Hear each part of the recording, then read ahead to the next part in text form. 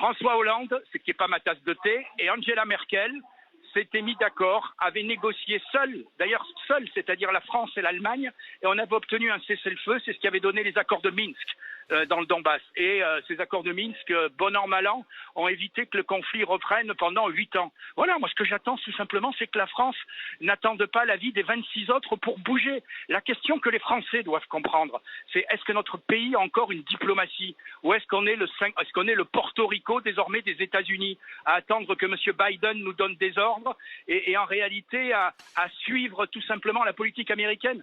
Vous savez, je connais parfaitement cette région. J'ai été président de France-Ukraine pendant 5 ans. Je connais là où il y a les combats en ce moment, Kramatorsk, Slaviansk. Et comme vous le savez, aussi j'ai des liens avec la Russie. Je trouve que ces pauvres gens, je dis bien ces pauvres gens, quand je suis rentré tout à l'heure à la gare de l'Est, il y avait, excusez-moi, des queues de réfugiés, des pauvres femmes et des gamins devant un stand réfugiés. Voilà, ces pauvres gens aujourd'hui sont utilisés pour saigner la Russie. Vous savez, aujourd'hui on fait les guerres par procuration. C'est pratique, on envoie les autres se faire tuer, on livre des armes. On a fait la même chose avec les Kurdes.